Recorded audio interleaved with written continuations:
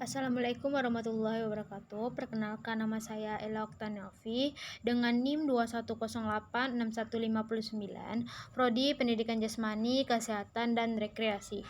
Di sini saya akan menjelaskan materi yang telah saya buat, yaitu tentang anatomi fisiologi. Yang pertama, saya akan membahas yaitu struktur dan fungsi organ pernafasan.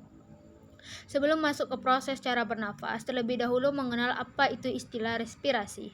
Respirasi adalah proses pertukaran gas atau oksigen dengan karbon dioksida mengeluarkan yang terjadi di dalam tubuh manusia.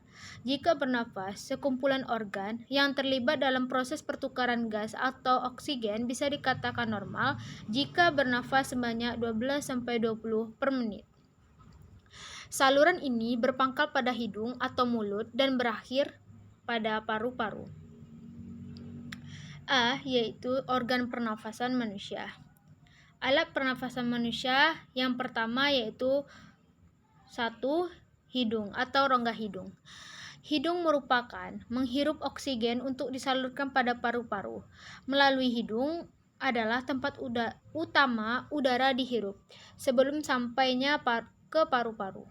Di dalam hidung terdapat banyak rambut-rambut, kapiler, darah, dan kondisi di dalam hidung lembab karena adanya lendir. 2. Yaitu faring. Faring disebut juga sebagai tenggorokan bagian atas manusia. Faring merupakan sebagai penyalur aliran udara dari hidung, mulut, dan trakea. Letaknya tepat di depan tulang leher yang berhubungan dengan rongga hidung. Selain itu, dinding faring tersusun atas otot rangka yang dilapisi membran mukosa. Kontraksi itu dapat membantu menelan makanan. 3. Laring. Laring merupakan bagian tenggorokan yang memiliki fungsi untuk memproduksi suara. Laring atau tekak jakun terletak di belakang faring. Laring juga tersusun dari beberapa tulang rawan. Udara yang melewati laring dapat menggetarkan pita suara sehingga menghasilkan gelombang suara. 4. Trakea. Trakea atau batang tenggorokan, yaitu saluran yang menghubungkan laring dengan bronkus. Saluran ini memiliki diameter sekitar 2-25 mm dan panjangnya sekitar 9-9 cm. Di dalam trakea terdapat rambut-rambut halus untuk kotoran yang terperangkap oleh silia. Fungsi trakea yaitu membantu udara yang masuk melewati laring dan bronkus. 5. Bronkus. Bronkus adalah salah satu organ pernafasan manusia yang berupa cabang batang tenggorokan yang berjumlah sepasang. Ini. Struktur bronkus sama dengan trakea tetapi hanya saja dindingnya lebih halus.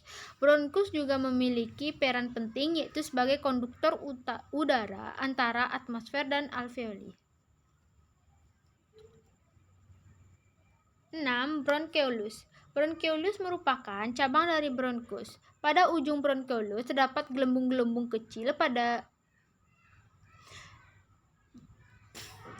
ujung bronkeolus terdapat gelembung-gelembung kecil dan berdinding tipis yang disebut alveolus. Selain itu, salurannya juga lebih kecil jika dibandingkan dengan bronkus. 7. Alveolus. Di dalam alveolus ini terjadi pertukaran gas O2 dari yang udara dihirup ke sel-sel darah, sedangkan CO2 dari sel-sel darah dikeluarkan ke ruang terbuka. Alveolus merupakan saluran udara buntu membentuk gelembung-gelembung udara di dindingnya tipis setebal selapis sel.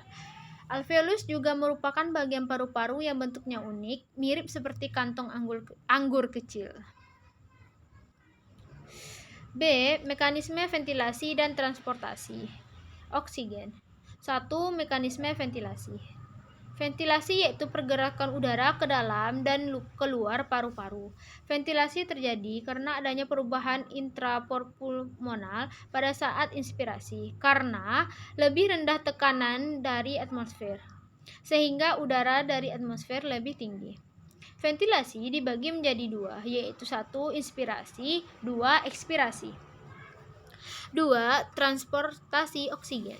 Transportasi oksigen merupakan proses pendistribusian O2 kapiler jaringan tubuh dan CO2 jaringan tubuh kapiler yang dapat dipengaruhi oleh curah jantung.